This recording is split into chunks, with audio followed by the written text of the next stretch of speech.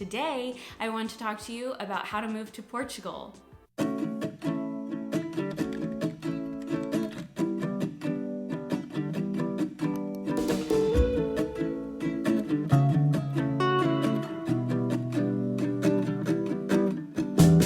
Welcome back to my channel. My name is Julia. I am an American and I've been living in Portugal since 2019. And today I want to talk to you about how to move to Portugal. The easiest way to move to Portugal is with the D7 visa. This is how I was able to successfully move to Portugal and gain residence here. Today I'll be talking to you about what exactly this visa is, how long it lasts, and what you'll need to apply.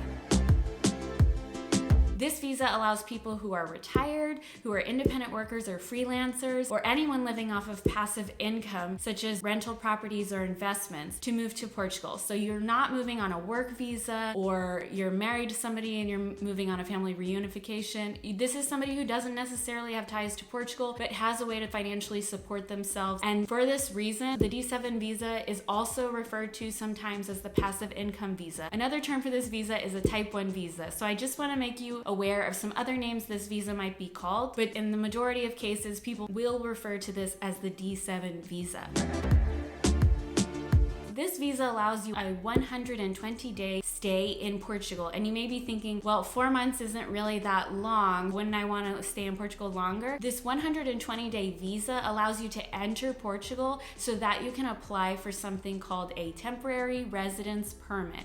A lot of people use the terms visa and permit interchangeably, and it can get a little bit confusing. But this initial visa allows you to enter Portugal, and it gives you 120 days there to apply for a residence permit that will allow you to stay in Portugal for up to 2 years and can be renewed. The D7 visa allows you 2 entries into Portugal. So you will arrive the first time to apply for your residence permit, and if you find that you need to return to your home country to get more paperwork or something like that for later on, then you will be allowed to go home and then re-enter Portugal a second time if you need to.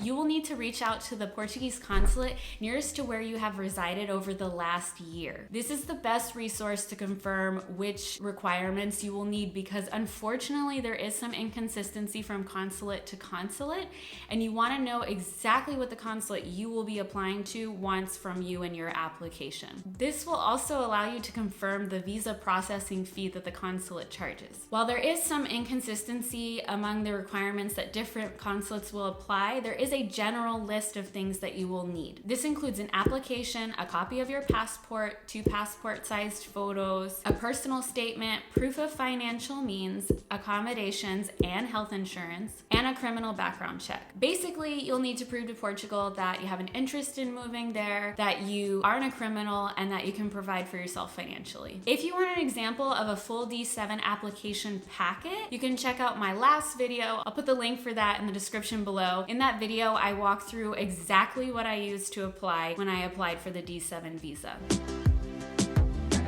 After you collect all the documents that you need to apply, you're going to do one of 3 things. You're either going to send this application to the consulate, you're going to send the application to a third-party agency called VFS Global, which assists processing of visas, or you're going to take these documents to an appointment at the consulate. And which one of these things that you do depends on the consulate that you're working with. So for example, I was applying from Texas to the DC consulate, and so because I lived a certain distance from the consulate, I had to mail in my application. Then once you're hopefully approved, this will probably not happen right away. Either you send your materials and they have to process it, or you've had your appointment and they need to review the materials before they get back to you. When you receive news that your D7 visa has been approved, you're going to need to send your passport and a return envelope to the consulate. That way they can stamp the visa into your passport and return it to you. If you had an appointment with the consulate, you may have left your passport there, and in that case they would stamp the visa in your passport and then send it back to you. And then with that stamp inside of your passport, you are free to enter Portugal and stay there for 120 days and begin the process process of applying for the temporary residence permit. If you're interested in a video about applying for the temporary residence permit, let me know in the comments below. Also, feel free to leave any questions you have or comments about your experience applying for the D7 visa in the comments below. If you found this video helpful, please subscribe to my channel and hit the bell icon for notifications when I post new content. And if you have any suggestions for future videos so that I can help make your process more smooth in moving to Portugal, please let me know in the comments below. Thanks and ciao!